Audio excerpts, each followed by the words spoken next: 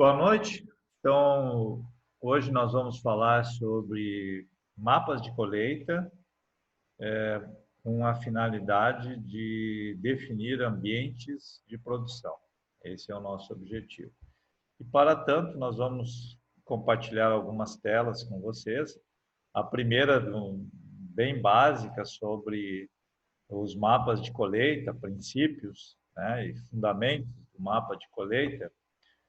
E essa apresentação aqui, então, ela é uma aula que foi dada lá na Kansas State, quando eu fui aluno da disciplina de agricultura de precisão. E esse material, assim, ele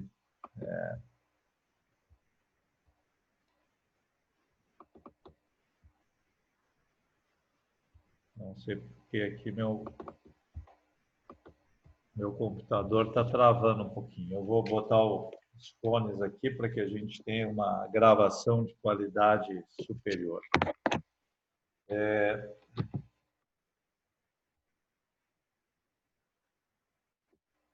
Bom, então, mapas de colheita, sistemas de mapa de colheita. Aqui nós temos o mapa de colheita no algodão e também na soja, né?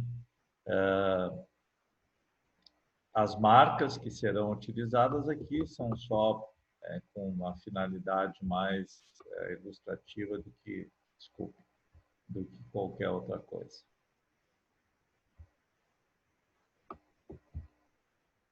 Muito bem.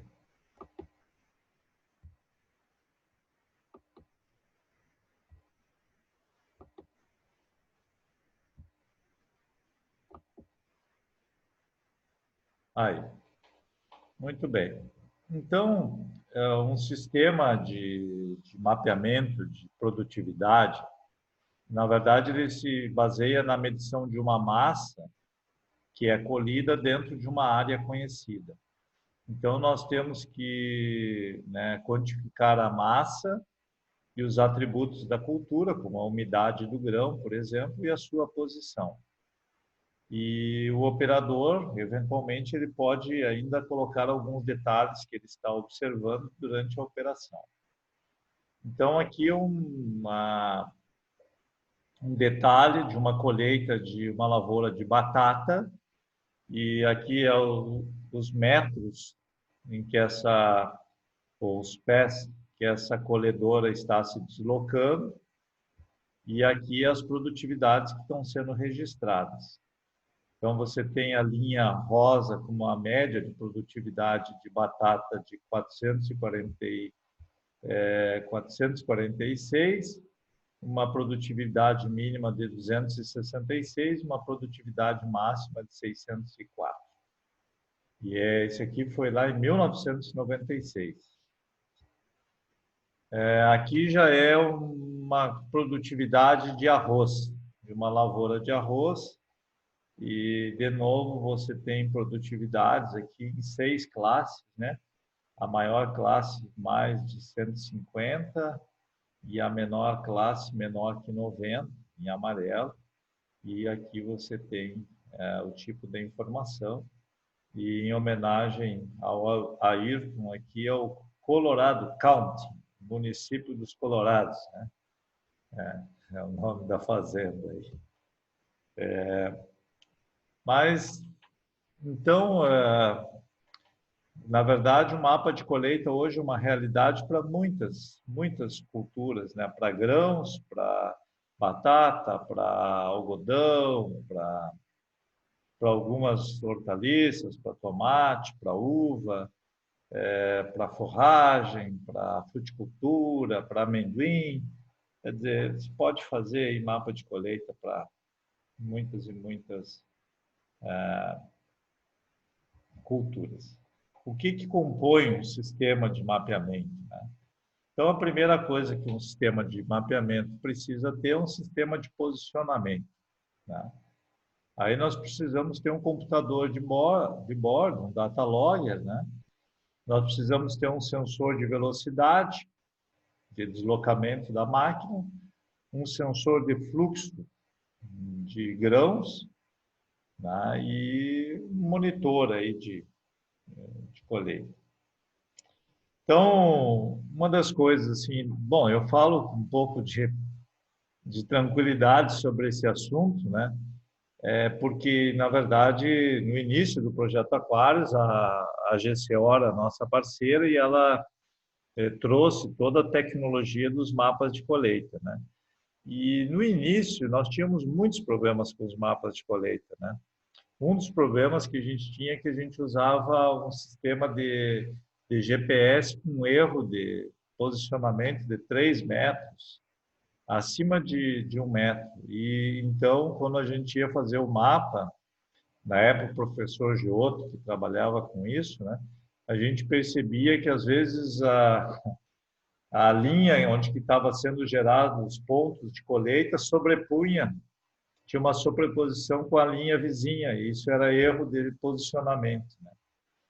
E então depois, com o tempo, o pessoal percebeu que precisava um sinal de melhor qualidade, né? E isso foi resolvido. O segundo ponto, que no início era complexo, é que não tinha sensor de umidade. Então, isso ocasionava um problema sério, porque você estava colhendo de manhã, era uma umidade de grão, ao meio-dia era outra. Uma outra coisa eram as calibragens que tinham que ser feitas, né? Que o agricultor não gostava muito de parar a operação de colheita para esperar a calibragem para que o sensor funcionasse, né?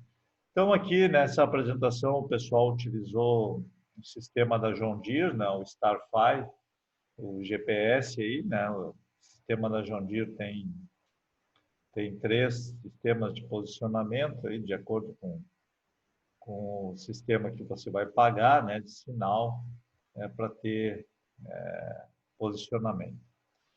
O data logger, né, os primeiros data loggers aí, esse aqui é um AgLeader, né, e continha essas informações. Como eu disse para vocês, a gente teve a oportunidade de trabalhar lá no início com isso, e, na verdade, uma outra coisa gozada é que os primeiros eles não salvavam num cartão, né? Não transmitiam o dado, só enxergava o monitor, né? Então tinha que gravar. Depois, aí era possível salvar num cartão e depois, com uma leitora de cartão, você conseguir extrair a informação.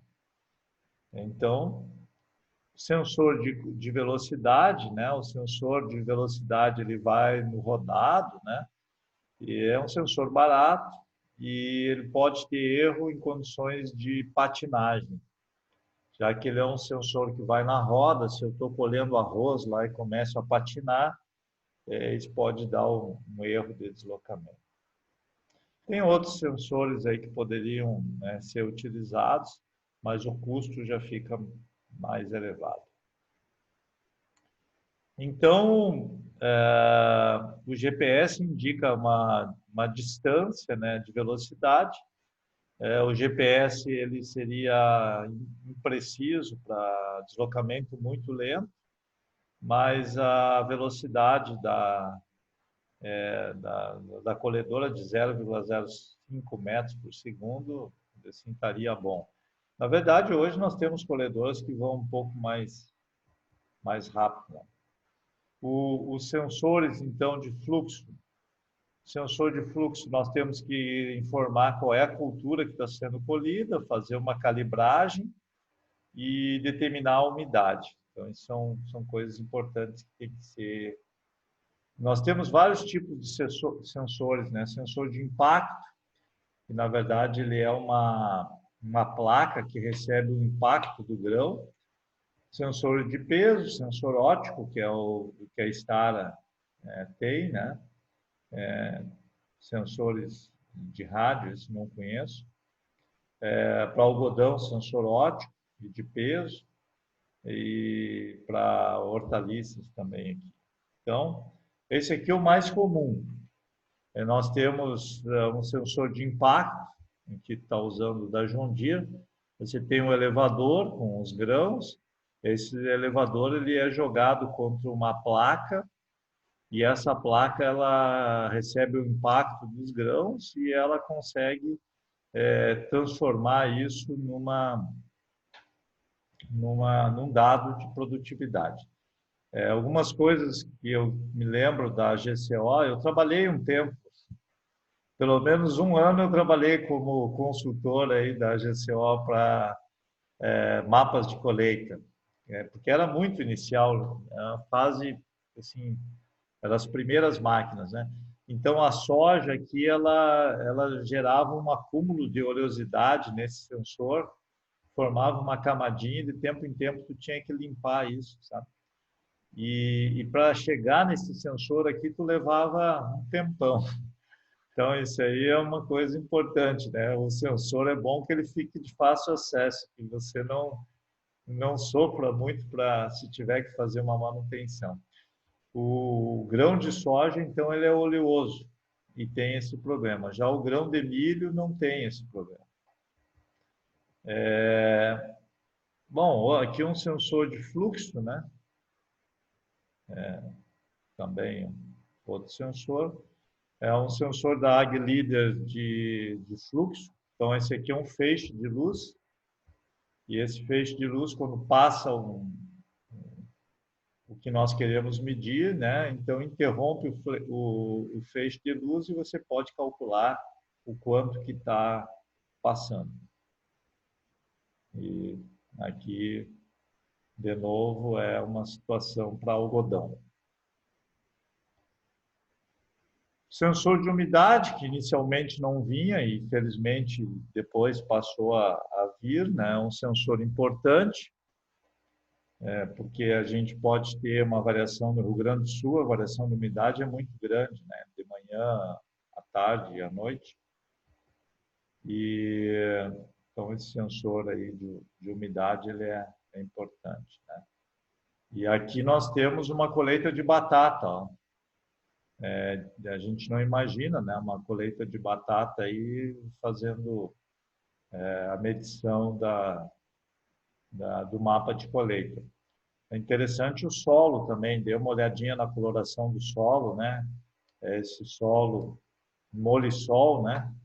Um solo muito rico em matéria orgânica. São solos de áreas com problema de drenagem, né? E tem bastante matéria orgânica e essa matéria orgânica vai em profundidade, né? Realmente é um solo muito, muito interessante. Aqui nós já estamos vendo aí um pouco de compactação, né? Não, William, já tem um pouquinho de compactação aí, mas os sensores de peso, né? E aí a batata. Para esse tipo de produto, nós podemos usar um sensor de carga, né? Um sensor de peso aqui, e a gente pode quantificar o peso, né? Então, é um sensor de carga. E aqui é esse sensor, onde é que está instalado aí esse sensor. Então, para esses que têm um tanque de depósito aí, né? Um tanque graneleiro. A outra coisa tinha isso também, tu informar o que tu está colhendo. Às vezes você está colhendo meia plataforma, você entra numa área que está muito inçada, você entra numa área que falta plantas, então tudo isso tu pode informar, né? Se você quer um mapa mais confiável, o operador ele poderia colocar. Eu me lembro que no caso da GCO a gente colocava umas flags, umas bandeiras. Tu poderia colocar uma bandeira, falta população de plantas, área alagada, área inçada, tombamento de plantas. Poderia colocar uma série de informações que depois ajudam a... Mas um dos erros mais comuns que tinha é que esse sensor de colheita, nós temos um sensor que vai aqui na frente, na plataforma, e ele começa a ser acionado quando a plataforma baixa. Quando você levanta a plataforma, ele indica para a máquina que não está mais colhendo. Então, é um sensor de altura. Tu pode regular a altura em que esse sensor vai começar a atuar. E acontecia no início que o pessoal, às vezes, saía da área e esquecia de levantar a plataforma, né? Já pensando em entrar de volta, e aí a máquina entendia que ela estava colhendo ainda, né? Então, nas áreas de bordadura dava muito erro, né? Hoje isso tudo já está mais automatizado. Mas, na verdade, o que a gente está medindo é um volume de massa que está sendo polido por um período de tempo conhecido e a distância que está sendo percorrida durante o mesmo período de tempo. Então, a produtividade é uma consequência da massa que está sendo polida por uma área.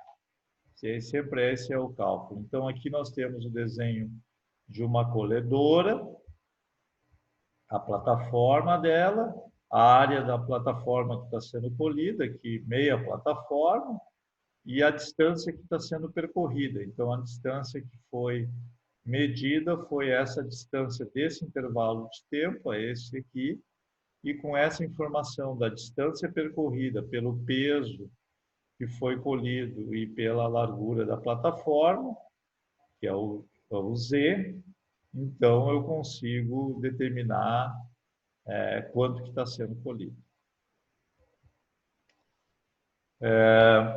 Então, na verdade, nós temos que entender que, no caso das nossas colhedoras de grão, a gente tem o que a gente chama da viagem do grão dentro da máquina. Então, desde ele entrar aqui, vou voltar ao slide, se me permitem, desde o grão entrar aqui, cadê meu cursor? Aqui. O grão entrar na plataforma, passar pelas peneiras, passar na primeira peneira, segunda peneira, subir, chegar aqui no elevador para ir para o tanque de graneleiro, de depósito, esse aqui demora um tempo. Esse tempo é proporcional, às vezes, à quantidade de palha que você tem, etc. E esse tempo, né, a máquina tenta calibrar isso, né? Mas, de fato, assim, tem alguma imprecisão, imprecisão Eu ia pequena. dizer, hein, professor, geralmente, não, claro que não é tão preciso, mas tu calibra no monitor, daí geralmente algumas marcas, né, que tu deixa, tipo, 7 segundos, tem Isso, umas configurações lá, mas claro, a precisão é mais no olho, né? é Porque isso. tu vai ter que ver quando cortou a planta e ver quando começar a dar o barulho ou aparecer alguma coisa no sensor, né? Mais ou menos É, no, é não é isso tão aí. preciso, Não, é isso aí mesmo, uns 7, 8 segundos né? que a gente vai colocar aí, né? E depois tem o tempo de delay, né? Então, o tempo de delay é quando tu saiu já da área e continua passando o grão. Então, que é um tempo de atraso, né? Então, você tem um tempo, um lag, que é quando tu entra na área, tu começa a colher, mas ainda não começou a registrar no sensor. Esse é um tempo de atraso, né?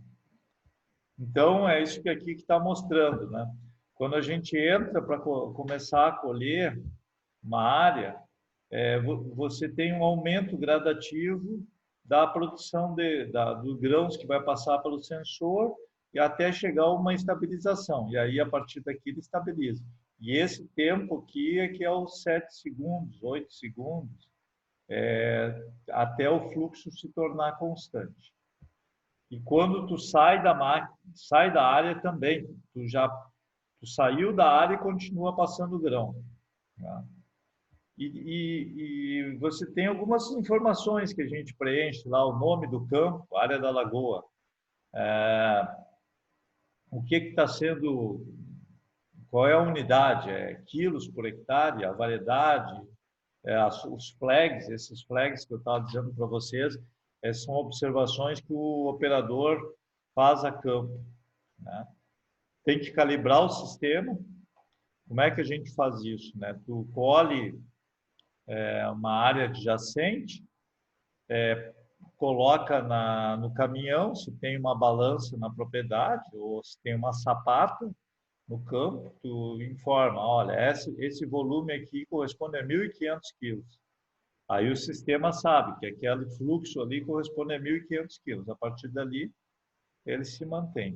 O pessoal recomenda que cada vez que mudar o material, a variedade, teria que calibrar de novo o sistema.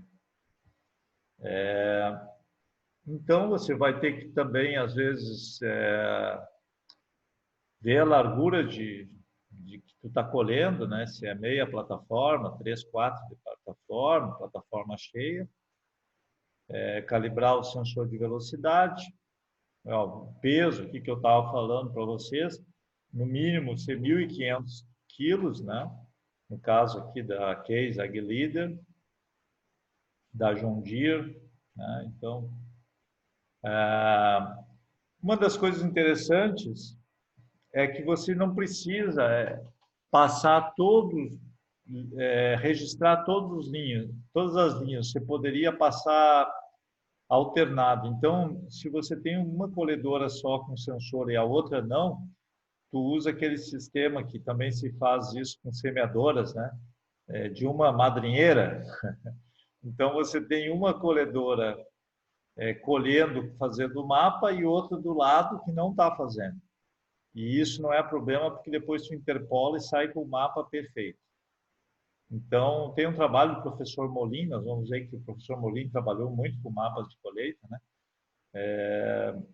Que mostra aí que poderia ter até 3, 4 passagens sem estar registrando o dado que ainda sobraria. Então, aqui é o caso, ó. Essas falhas que vocês estão vendo aqui, ó, é que não foi registrada, era uma máquina que não fazia mapa de colheita, mas você tem informações suficientes para gerar o mapa que você quer. Pois, por interpolação, você gera isso aí. Então, na verdade, o mapa de colheita ele te dá um volume de dados muito grande mesmo. Aqui já é um sistema que olha, aqui ficou, sei lá, 5 passadas, 4 passadas, né? E ainda assim você tem uma boa informação, só que acho que hoje a gente caminha para algo mais preciso, né? Uma coisa que ele diz é aquelas arremates, isso acontecia com a gente também. Você sabe que você vai colhendo, aí pega uma área que é área de terraço, etc., fica lá um cantinho. Aí tu quer registrar aquilo ali. Então ele diz assim, não se preocupe com áreas que já foram colhidas. Se tiver que sobrando umas areazinhas, deixa umas ilhas lá sem registrar, porque isso acaba gerando mais confusão do que benefício. Bom, no início nós tínhamos um problema muito sério com essa largura de plataforma, hoje já não é mais esse problema, felizmente os sensores nos ajudam aí. Bom, muita gente se preocupava do erro, né? Então, na verdade, esse erro entre o que está sendo colhido no mapa e o que é pesado lá na balança, hoje esse erro é bem pequeno, sabe? Hoje a gente trabalha com um erro bem baixo, mas no início se dava uma diferença que assustava às vezes, né? E isso estava associado a uma série de problemas que a gente tinha, né? Um deles era esse problema de largura, o que estava sendo realmente colhido, velocidade de semeadura. Então, tinha uma série de situações.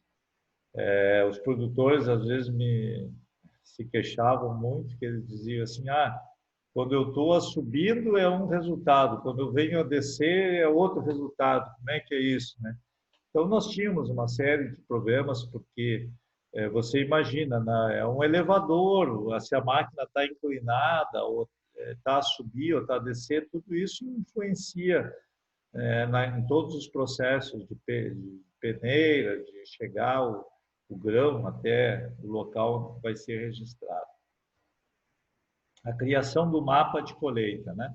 Então, Hoje, tudo isso pode ser feito em tempo real. Na época, era feito com cartão, daí tinha um software para fazer a filtragem dos dados, a gente tirava os outliers, porque às vezes, por exemplo, se você pega uma bucha e a máquina fica parada e tu fica com a trilha ligada, a máquina não está se deslocando e está passando grãos. Então, de repente, você tinha lá 10 toneladas de soja, 12 toneladas por hectare de soja. Isso é impossível, né? Ou, por outro lado, às vezes você tinha uma produtividade de 5 sacos, e não era seca, era erro mesmo. Então, a gente tirava, né, os dados extremos, tanto para cima quanto para baixo. Depois tem que selecionar a legenda, né, quantas classes nós vamos representar, e fazer a interpretação do mapa. Eu trabalhei muito nessa parte de interpretação de mapa, né? E essa é uma boa área para agrônomos. A transferência de dados na época, né? E hoje tudo é wireless. O mapa de colheita, né? Muita gente pensava que ele seria um produto a ser vendido, né? Pelos consultores. Mas o mercado mostrou que hoje a tendência é fazer esse processamento na nuvem e entregar para o produtor o dado já pronto, o mapa já prontinho. Aqui eu vou pular algumas coisas, o tipo de formato, o que é, como que é informado. Então, aqui nós temos um exemplo, a latitude, longitude, a produtividade em bushels por acre, a umidade que estava, mais umas informações, que cultura que era, uma identidade da lavoura. Então, essas informações aí, né, são importantes. E aqui é da John Deere, né, ele segue uma sequência, né, as informações estão em sequência, e aí aqui você tem o que estava sendo a cultura do arroz, o campo era o Jefferson, e aí depois isso é gerado um mapa, né? E uma das coisas que tem que fazer essa filtragem dos mapas, isso era bem trabalhoso no início, muitos agricultores reclamavam, e uma maneira de nós popularizar os mapas é fazer tudo isso na nuvem, né? Nós temos que descartar valores que estão muito acima ou muito abaixo, às vezes, né, verificar o sinal, como é que está, o tempo, o lag, né, o tempo de atraso, e deletar passagens onde que já colheu, né? Isso tudo melhorou muito. Mas aqui, para vocês terem uma ideia, aqui ele diz que é um erro do operador. Ó. Esse operador ele veio colhendo aqui ele já tinha que ter desligado a máquina, desligado o sensor, mas ele manteve a plataforma baixa e continuou registrando dados de uma área que ele já tinha colhido. Então, na verdade, aqui é um erro do operador. Se ele tivesse chegado aqui, levantado a plataforma, aqui já não estava registrando mais pontos. E ele continuou como se fosse colher. Então, aqui todos esses são erros do operador.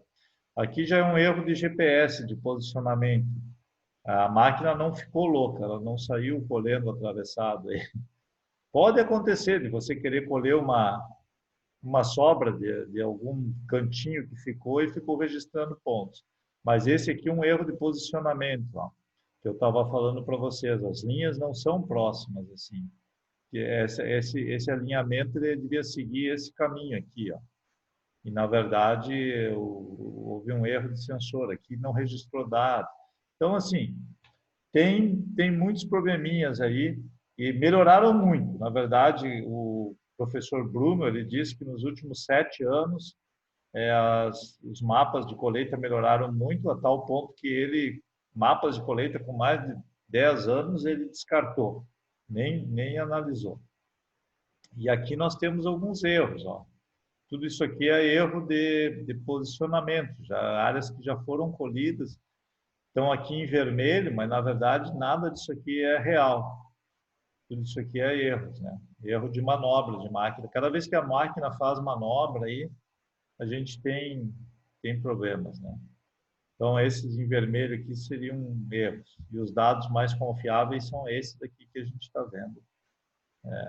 Então, claro que melhorou, né? Aqui, por exemplo, é um mapa com muitos erros. Ó, então, onde que estão os erros aqui nesse mapa? Estão nas cabeceiras da lavoura.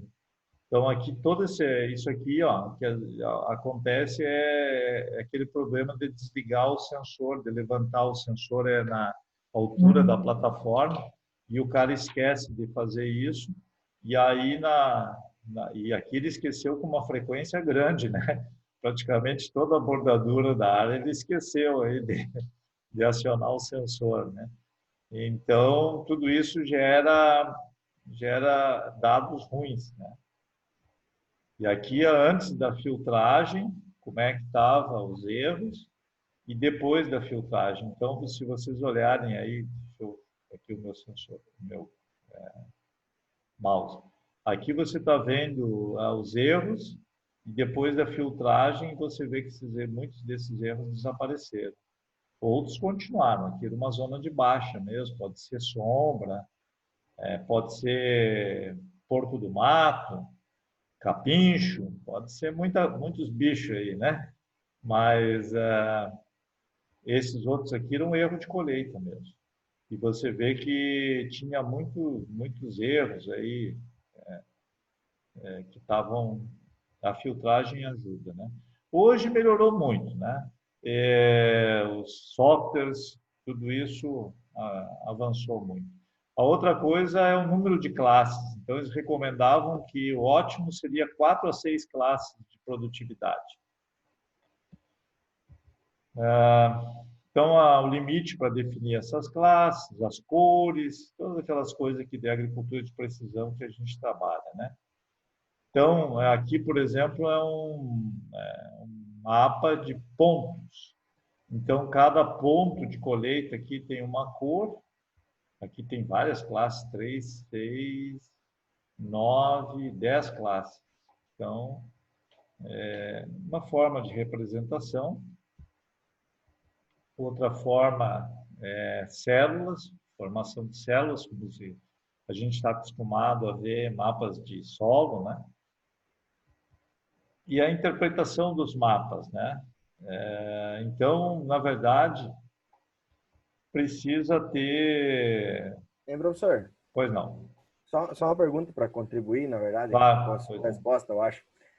Como é que foi aquele novo método ali até que nós consultamos aquela vez no Aquarius, que o Raí puxou à frente, o método de crigagem, algo assim, era sobre mapa de produtividade ou outras coisas, eu não me lembro bem. Não, aquilo nós vamos ver, aquilo era Mas, condutividade elétrica, crigagem de deriva externa, que deu um ruído até. tá. Eu não lembrava bem certo, mas Tá, depois eu vou então, mostrar para vocês um pouco daquilo lá. tranquilo. Obrigado.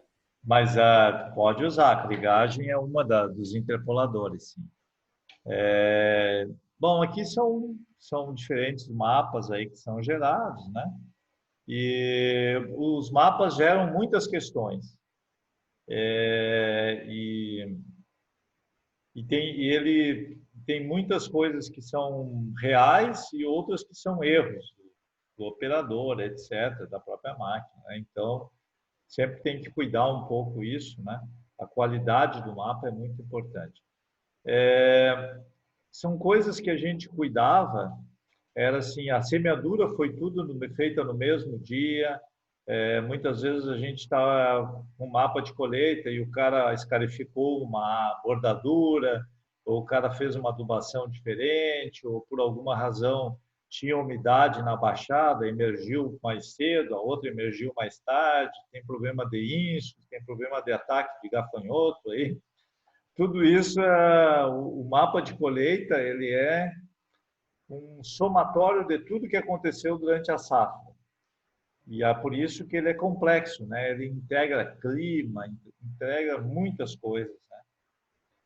E uma das coisas que assim acontecia conosco é que às vezes na mesma área o produtor utilizava dois híbridos, né? Complicava um pouco a nossa vida, né? E se você tem imagem de satélite, histórico de manejo do passado, tudo isso, tipo de solo, tudo isso pode ajudar você a melhorar a interpretação. Bom, então esse aí é uma aula assim, bem clássica nos Estados Unidos do que seria uma aula de... Opa, temos mais gente aqui na turma, eu acho que eu não coloquei alguém aqui. De uma aula clássica dos Estados Unidos sobre como interpretar esses mapas de colheita. Agora eu quero mostrar para vocês alguns trabalhos aí que foram publicados já há algum tempo, né, sobre esse tema aí que eu separei para vocês. Deixa eu achar eles aqui, esse é o primeiro. Então, esse aqui é um artigo,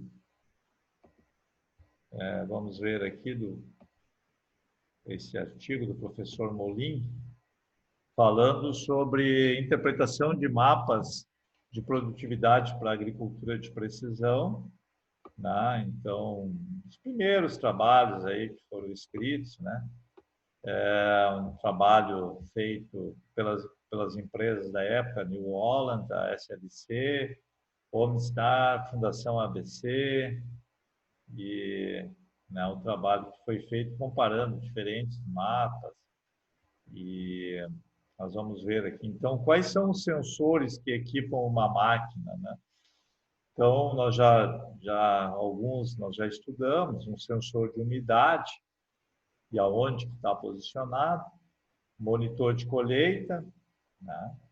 Um sensor de levante de plataforma, aquele que eu estava falando para vocês, para acionar, um sensor de velocidade que vai na roda, vamos descer um pouquinho aqui, um sensor de inclinação, esse sensor de inclinação no Rio Grande do Sul é muito importante, porque imagina você estar lá em Erechim, tá nas regiões mais declivosas aí, é muito importante um sensor e o sensor de fluxo de massa.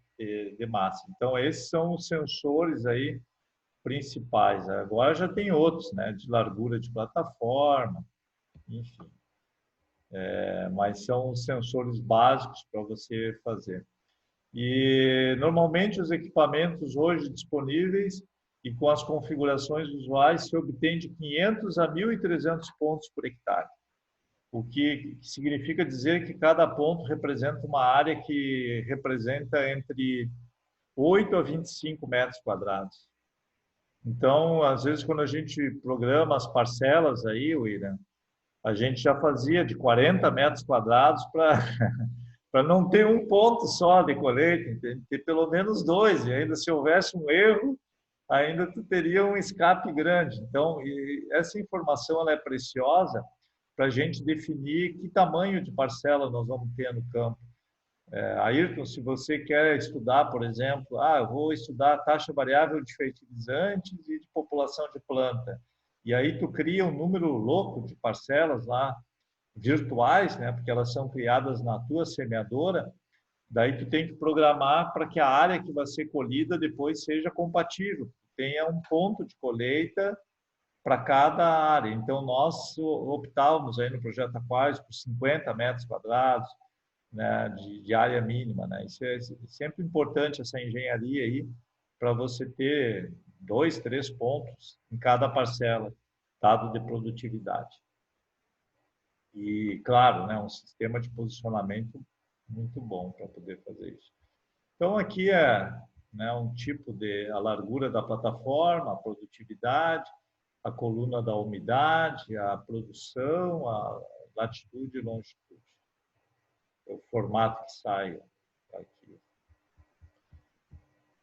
Os sensores, uma antena de GPS, monitor de colheita, sensor de velocidade, interruptor, sensor de fluxo de grão, sensor de umidade. Componentes básicos, né? Então, esse aqui é um sensor utilizado aí para de impacto, né? São vários sensores que podem ser utilizados, placa de impacto, né? Esse Moore, esse aqui era o especialista da GCO, que veio da Inglaterra, aí, uma pessoa muito legal. Ele deu os primeiros treinamentos para nós aí. Eu tive a oportunidade de fazer um treinamento com ele em Porto Alegre, depois ele veio a Santa Maria, nos deu um curso de uma semana sobre mapas de colheita. Aí eu fiquei diplomado em mapa de colheita aí, com o Mark Moore, sujeito muito legal. Na época, tu imagina, né? Isso aqui lá no ano 2000, tudo era para nós algo assim extremamente complexo. Aqui é um sensor de emissão de luz, né? Que é o que a Stara tinha, né, também. Então, é um pouco diferente, se usa muito no arroz, né? Já se usava em beneficiamento de arroz, sensor normal. Outros tipos de sensor, aí. Então, o Mark Moore, ele produziu muito, né? Muitos trabalhos aí com esse tipo de sensor. Esse aqui é o da GCO, que o Mark Moore era o consultor, né? Então, na Europa tinha vários tipos de sensor, né? E a própria GCO foi trocando ao longo do tempo. Aqui tem alguns para vocês conhecerem. Da AgLeader, a placa de impacto, sistema FieldStar da GCO, que era radioativo, sistema da Case, placa de impacto com célula de carga, o da Greenstar, da John Deere, placa de impacto com potenciômetro, esse aqui com luz infravermelha, o Microtrack, e esse outro. Eu tive a oportunidade de trabalhar também com um da Case, muito preciso mesmo. Praticamente o operador não faz nada, o equipamento trabalha quase sozinho. Equipamento, Professor, pois não. eu tenho uma dúvida. Eu noto também bastante cliente assim que tem arroz, eles reclamam, né, das placas de impacto, que ela desgasta bastante, assim, não dura uma colheita praticamente. Ah, pois é, porque tem essa sílica aí, né? Sim, Ele acaba dando um desgaste violento, né? sim, e eu queria saber, tem alguma diferença de relação à precisão entre o da luz e essa de impacto? Não, a precisão deles melhorou muito, né? Isso aí, hoje o erro é muito pequeno, cara. Olha, a diferença dá 2, 3% aí, bem pequeno. Não sei, o pessoal da Star aí, não sei se vocês têm experiência ou pode É, buscar. só contribuindo um pouco a questão do óptico, ele é Ah, complicado quando, dependendo do percentual de umidade das áreas, né?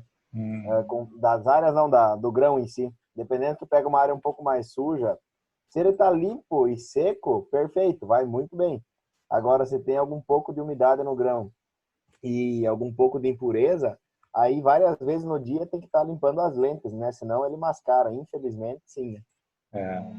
Tu imagina o seguinte, Ayrton, nós estamos colhendo lá em Santa Vitória do Palmar aí e nos descuidamos um pouquinho e enterramos a nossa plataforma no barro, num rodado de trator, alguma coisa, e aí aquele solo que está passando ali, junto com o grão, está sendo contado como se fosse grão, né?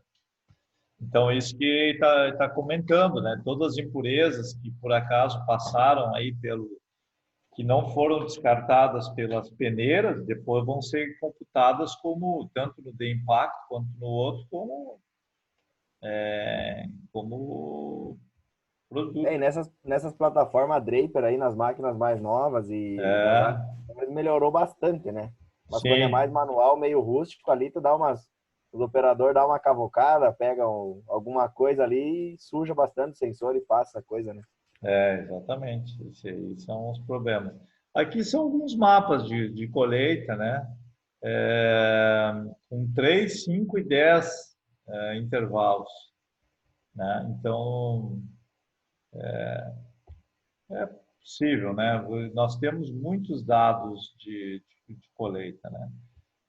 Tu pode corrigir esses erros através de suavização, largura incorreta de plataforma, ajuste de interruptor, tempo de enchimento, que era isso que o William estava falando no início, né? o tempo de atraso, lag time, o posicionamento incorreto, calibração de volume, entre outros. Erro de suavização é redução dos limites locais de produção máxima e produção mínima. Então, tu diz, não, essa lavoura aqui não, o máximo que ela vai colher, máximo é 100 sacos, não tem como ser mais de 100 sacos. E depois tu diz, e o mínimo que ela vai colher aqui é 20 sacos. Então, tu bota como limite, ó, tudo que for acima de 100 sacos é erro, e o que for abaixo de 20 é erro. Então, largura incorreta, etc. Então, esse aqui é o tempo de enchimento, que é o tempo de retardo, né? Que nós estávamos falando. Então, a máquina entra na área até ela estabilizar o volume de grãos, o fluxo. Nós temos aí um tempo, né, que a gente informa para a máquina, olha, o tempo de retardo é 7 segundos. Então, a partir daí, a máquina sabe que quando ela entrar na área, ela tem que esperar 7 segundos para começar a registrar. É o tempo gasto entre o início do corte pela plataforma e a chegada do grão no elevador. Esse tempo é facilmente calculado e inserido no sistema. Então, considerando que o sinal de GPS não é infalível, que cada receptor tem as suas, tem um erro de posicionamento, às vezes. Então, tem aqui uma sapata. Os fabricantes, eles atribuem valores de erro de 2 a 4%. É isso que eu estava falando para vocês. Então, um erro aceitável para a produtividade de 2 a 4%. E isso a gente obtém, os produtores gostavam muito de fazer isso no tempo que eu atuei ali junto com a GCO, isso lá em 1999, 2000 e 2001, para vocês terem uma ideia. Os produtores eles desconfiavam, né? Eles, não, vamos fazer uma carga aí de caminhão para ver se está dando certo. Aí a gente calculava o erro, né? Ficava bem feliz quando o erro ficava 1,5, 2, tá bom, ótimo. Né? Então, esses foram os primeiros mapas aí que foram gerados de colheita, né? Aqui estão vários sistemas, o sistema Sérgio, tipo de erro, esse outro, sistema da GCO, sistema da AgLeader, desvio padrão, que já está com desvio maior, né? O próprio sistema da GCO, com alguns erros, já esses outros sistemas aqui bem confiáveis. Melhorou muito isso aqui, viu? Melhorou muito. Muito bem. Então, esse aqui era o trabalho do professor Molinha. Eu tenho outros trabalhos aqui que eu queria mostrar para vocês, que eu separei. A questão, agora já definindo zonas de manejo, acho que é isso aí. Então, vou conversar um pouquinho com vocês e nós já vamos para a definição de zonas de manejo. Então, agora que nós já filtramos os dados, nós vamos começar a definir as zonas de manejo. Então, essa parte é a mais aplicada, né? O que eu mostrei para vocês, assim, foi bem detalhado, mas, na verdade, o Alencar, ou alguém pode estar assustado, o Guilherme, o Denis, dizer assim, puxa vida, mas é complicado isso aí. Na verdade, hoje em dia, meio que tudo é processado na nuvem, aí você já recebe o troço pronto. Viu? Então, eu estou contando para vocês uma história de 20 anos, né? Então, para você ter uma ideia, na época, a GCO pedia para a gente ficar sentado do lado do cara que ia colher, nós ficávamos o dia inteiro ali sentado, acompanhando a colheita. Hoje em dia, o cara manda para a nuvem e só recebe o mapa pronto, já está aqui o mapa, né? Mas na época era uma insegurança, assim, tanto é que, imagina, né, um curso de colheita para fazer mapa de colheita de uma semana. E tinha que vir um cara da Inglaterra para dar o curso. Puxa vida, era um troço assim. Eu até vou procurar, eu tenho as fotos desse primeiro curso que a gente fez. E a GCO, na época, ela convidou um professor de Viçosa, que se tornou grande amigo nosso, e também, assim, então ela escolhia algumas universidades para dar um impulso. Foi muito importante, diria para vocês, continua sendo importante, mas hoje simplificou bastante. Agora nós vamos ver como que a gente vai classificar isso. talvez o Thomas e o William já dominem esse assunto, mas ele é sempre um assunto bem interessante. Então, vou ver se eu compartilho. Primeira coisa, deixa eu limpar um pouco a minha tela aqui, que ela está ficando bem poluída, né? E depois aí trava o meu computador e eu fico me queixando, né? Então, uma das coisas importantes, e é abordada nesse artigo aqui, do pessoal da Exalc, é a análise temporal da variabilidade espacial dos mapas de colheita. Esse é um tema, assim, muito interessante, né? Então, quando você tem um histórico de mapas de colheita, aí você tem que fazer a análise temporal. O que é essa análise temporal? Então, aqui no caso, são produtividades sequenciais ao longo de 6 anos e com 3 culturas, milho, soja e aveia. Foram efetuadas 9 safras consecutivas entre os anos de 98 e 2003. E aí se calculou o desvio padrão, o coeficiente de variação. E eles estipularam coeficientes de variação de 20%, 30% e 40%. Então, vamos entender um pouquinho o que é isso aí, vocês vão com calma. Então, na verdade, o que a gente quer é definir ambientes, né? E o ambiente, ele é uma área homogênea que ela se comporta. A definição dos ambientes de produção é que a variabilidade ou a variação que nós temos dentro da zona que nós estamos, do ambiente que nós estamos considerando, é menor do que fora dela. Então, nós consideramos a área como sendo homogênea, quanto à produtividade, quanto ao desempenho vegetal. Esse é o conceito. Isso é devido ao solo, é devido à textura, à água disponível, à fertilidade, à insolação. Né? E aí que entra, Ayrton, um detalhe. Se você errar na semeadura, você induz um erro depois grave no mapa de colheita, né? Entendeu? Se você faz uma distribuição de plantas horrível, erra na população, etc., depois o mapa de colheita tu não tem como corrigir isso. Né? E a mesma coisa com a imagem satélite. Então, por isso que todas essas coisas funcionam quando está toda a orquestra tocando certinho. Se tem alguém desafinando lá no meio, no caso a semeadora, se a semeadora está desafinando, depois para frente a gente só acumula erro. Tá? E às vezes se faz umas interpretação meia bruxa. Então, nós vamos ver aqui o trabalho feito pela Exalc. Então, foi colhido, né, uma TC, uma New Holland, né, o milho, soja, milho e soja, os anos que foi colhido,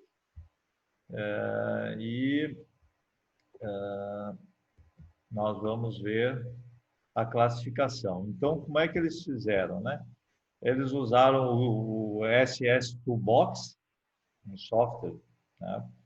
E utilizaram o inverso da distância do quadrado para interpolar e criaram um raster de 10 por 10. Tá? Então, esses são detalhes técnicos, né, para a gente gerar o mapa. E agora vem a coisa que eu queria dizer para vocês.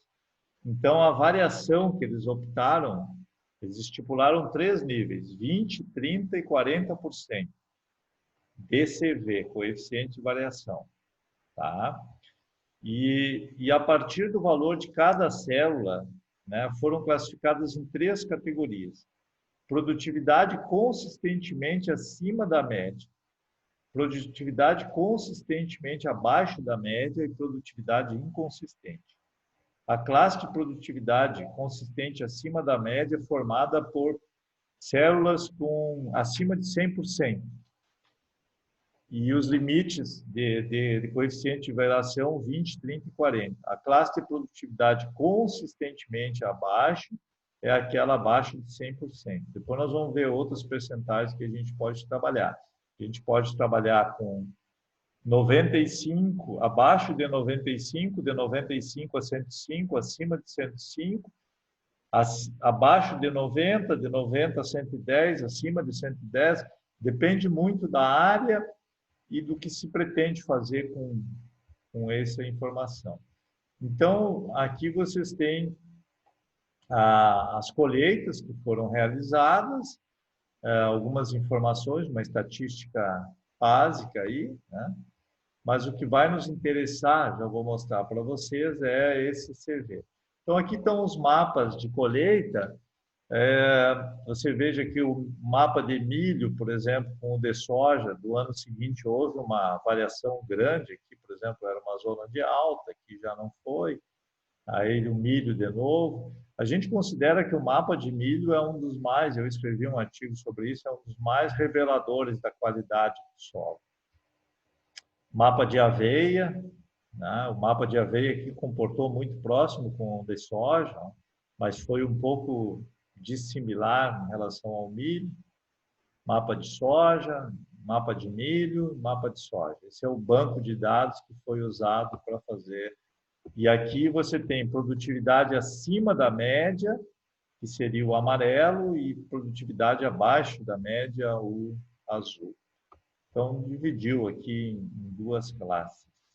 Agora, todos os mapas interpolados, gerando essa informação, todos os mapas de milho interpolados, e agora milho e soja. Depois só os de soja, então você olha aqui o de soja e o de milho, e aqui aveia e soja, e aqui aveia e milho. Então, assim, na verdade, você pode fazer no computador o que você quiser, mas é bom que tenha um significado agronômico, né? Às vezes a exigência do milho é muito diferente da soja, então tem que cuidar assim um pouco, né? Mas aqui o ideal seria produtividade alta e consistente, em vermelho, homenagem às cores da preferência do Ayrton aí, né? Que é colorado. E a zona de baixa aqui ficou em azul, baixa e consistente, e em amarelo ficou inconsistente. Você vê que essa área aqui, poucos pontos ficaram inconsistentes. Às vezes depende do critério que nós estamos utilizando, né? Aqui o coeficiente de variação para ser inconsistente ficou 30%. Então ficou um CV bastante alto, 30% é alto. Então, aqui são exemplos que foi gerado. Se você considerar um CV de 20%, em todas as safras, a área inconsistente ela corresponde a 6,29%, 49% da área de baixa produtividade e 44% de alta. Se vai para o milho, a área de baixa ficou um pouco acima, 50%. Se foi para a soja, a área de baixa diminuiu, foi para 45%, aumentou a área inconsistente, e aí vai cruzando. Se você subir o CV para 30%, o que houve foi uma grande redução da área de inconsistente, que agora ficou só 1% da área. E se for para 40%, ficou. Mas daqui houve um equilíbrio entre a área de baixa e a área de alta. Se vocês lembram daqueles dados dos Estados Unidos que eu mostrei para vocês, lá eles classificaram 50% da área de alta e em torno de 25% a 30% da área de baixa. E o restante, a área de inconsistente deles, ficou em torno de outros 30%. E aqui, nesse trabalho, que foi feito lá no Paraná, eu acho, ou em São Paulo, a área inconsistente ficou muito, muito pequena, né? Pouco representativa. Agora, a frequência da área de baixa e de alta tá razoável. Talvez a área de baixa um pouco exagerada, para o meu ponto de vista. Mas isso foram os dados que foram colhidos. Então, esses são tipos de informações. A primeira coisa que a gente tem que fazer é classificar, então, quanto ao CV. O CV é a variação daquele ponto. Deixa eu explicar para vocês. Assim, ó.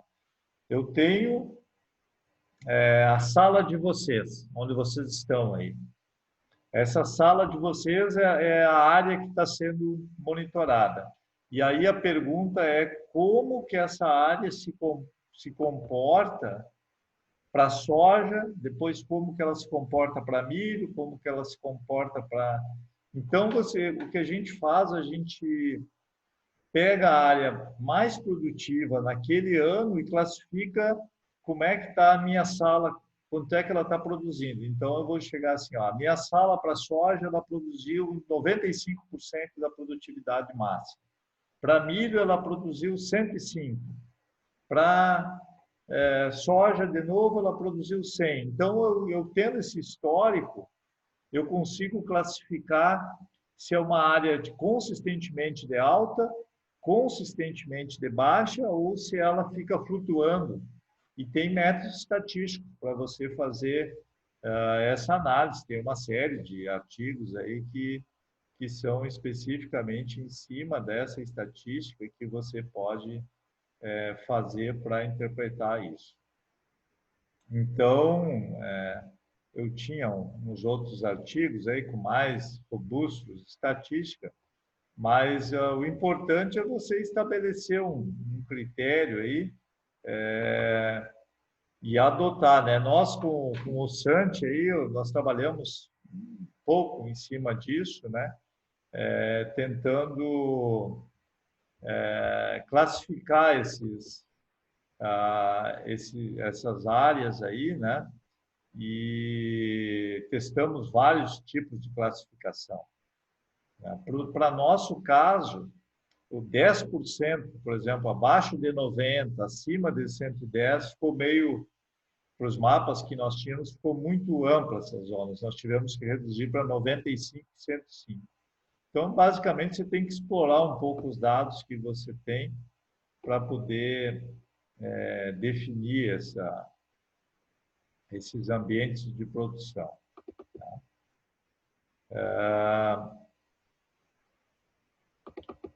Tem mais uma apresentação que eu gostaria de mostrar para vocês sobre essas zonas de manejo. Então,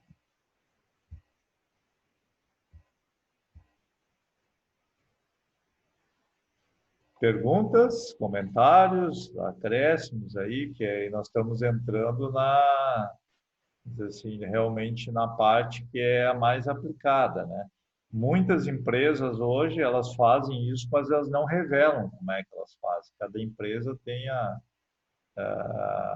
o seu procedimento.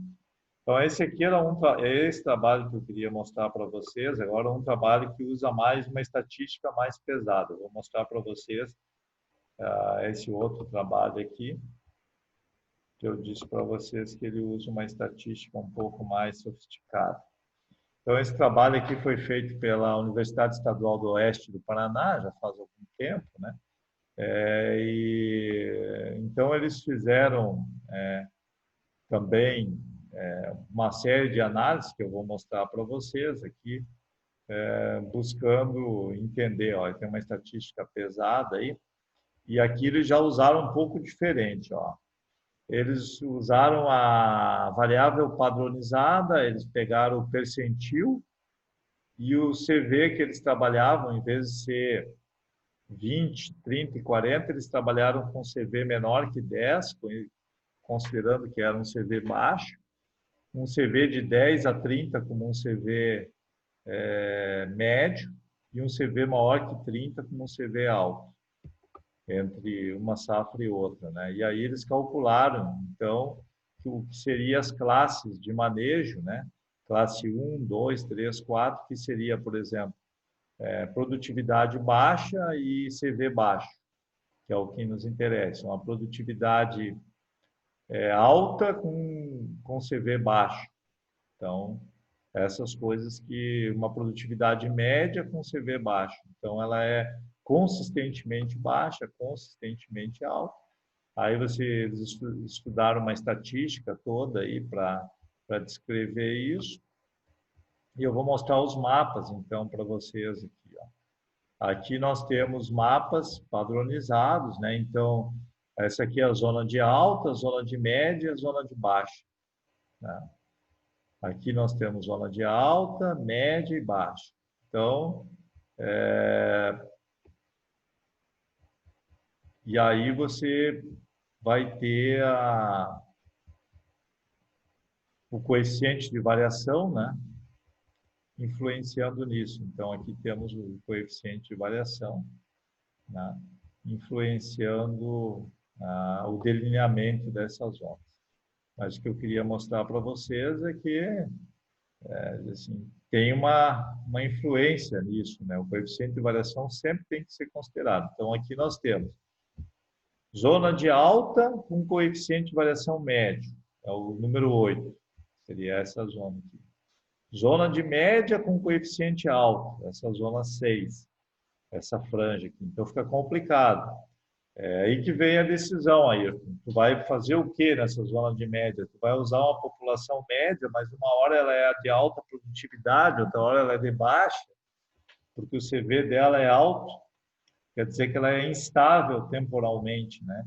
Aí você tem a zona de baixa com CV alto, que é o número 3. Então, essa zona aqui também, ela é uma zona de baixa, mas às vezes ela se comporta como zona de médio de alto.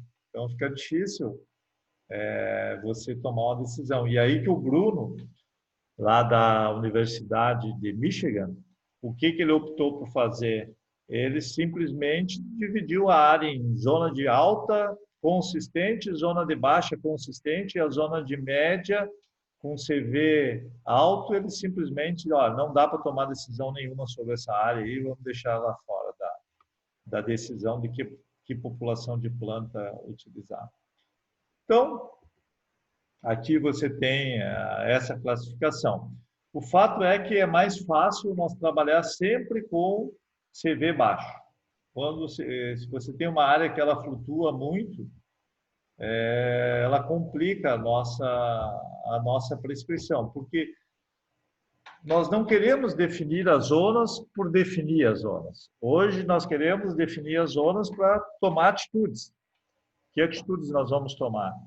População de plantas, adubação nitrogenada, adubação em geral, irrigação, proteção de plantas, o que nós vamos adotar? Então, se a área começa a flutuar muito de um ano para o outro, é complicado. O que faz a área flutuar? Normalmente é a umidade, a água disponível. Se você está numa área mais plana, no ano seco essa área vai produzir mais e no ano úmido ela vai produzir menos. Se você está numa área declivosa, no ano que chover muito pesado pode dar erosão. No ano que chover e chover muito pesado pode escoar essa água e não ficar armazenada. Já no ano que chove com uma intensidade boa, ela pode produzir bem. Então, no ano seco, a área declivosa, ela tende a perder mais água, a armazenar menos. Então, a água disponível é uma coisa que influencia demais. Outras coisas são mais consistentes, por exemplo, exposição solar. Dependendo da posição que está a coxilha, você pode ter às 3 horas da tarde já sombra. Então, você diminui o número de horas disponível de insolação. Isso aí é uma coisa meia constante, né? Então, eu vi uns trabalhos interessantes no Paraná que ele considerava o posicionamento do Sol, né? E a posição das linhas da soja, para que o Sol acompanhasse as linhas. Então, quando chegava na época do florescimento, se pegasse uma insolação acompanhando a linha, ficava a sanidade maior. Então, tu podia fazer até essa projeção. Os caras fizeram isso. E fica bem legal para demonstração, assim, né? Você pode orientar a posição das suas linhas para ter um ambiente menos úmido e, consequentemente, com menor ferrugem, etc. Então, dá para fazer muita coisa aí com essas zonas, né? Mas o nosso problema, o calcanhar de Aquiles, é esse CV, essa variabilidade temporal. Não sei se alguém gostaria de fazer algum comentário sobre isso, tá à disposição. Não? Finalmente, vou concluir mostrando para vocês aqui algo mais que vocês podem utilizar, que é esse software aqui, ó. O Raí trabalhou com ele. Esse é o... Isso. Deixa eu botar ele aqui para vocês. Ele é do Departamento de Agricultura americano. O nome desse software é o MZA. É um software gratuito, né? E ele delimita as zonas de manejo, utilizando uma estatística aí. E esse software, eu vou mostrar um trabalho para vocês. Eu baixei o trabalho para a gente poder discutir um pouquinho. Deixa eu só achar um trabalho aqui. Está aqui, eles estão enxergando já, né? Na minha tela. Então, o trabalho completo são de alguns autores bem conhecidos. Deixa eu tirar essa. Deixa eu tirar essa aqui da. Tá. O Kitchen é um autor bem conhecido da agricultura de precisão. O Sudet, o Frey, são todos autores aí renomados. Então, eles descrevem esse Management Zone Analyst, que é um software que eles criaram, né? Baseado no FUSE, né? Uma estratégia de análise de dados, de agrupamento, né? de dados. E nós vamos ver, então, que tipo de informação que ele nos dá. Então, isso aqui é disponível, né? Qualquer um pode baixar esse software, pode trabalhar com ele. Aqui tem toda a teoria de como é que eles desenvolveram isso. Vou pular umas coisas. Aqui está toda a estatística descritiva. Aqui que começa a nos interessar, né? Que dados que nós temos? Dados de topografia.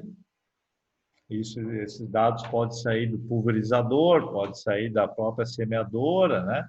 A altimetria da área, dados de produtividade, dados de condutividade elétrica, dados de imagem de satélite.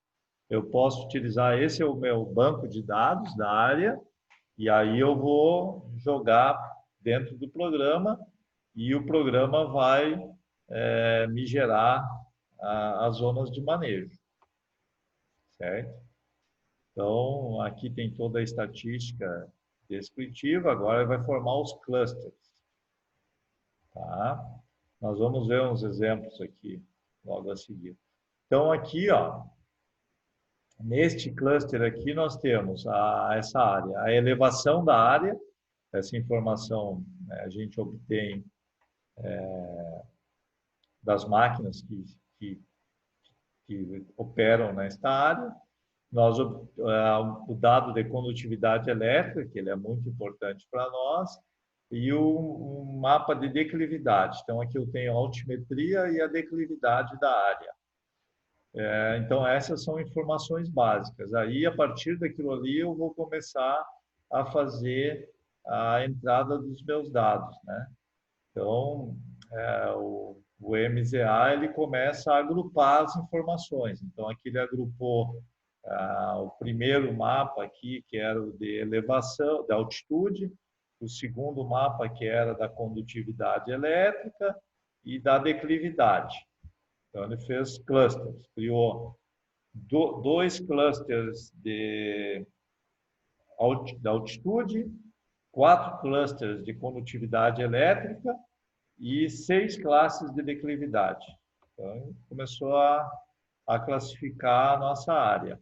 Até, então, aqui outra área, né, em que ele fez a classificação da elevação, da condutividade elétrica e da declividade.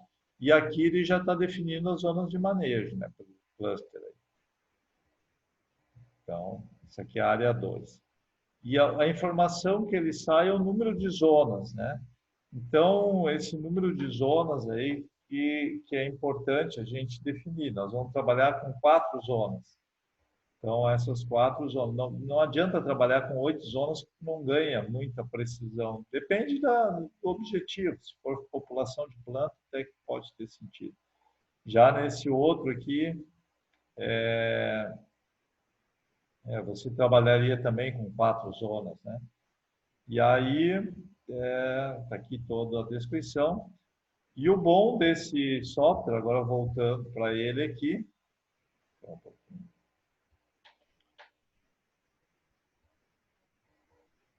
é que você pode procurar na internet, né, pelo Management Zone Analytics e pode, né, fazer o download aí, ou então você pode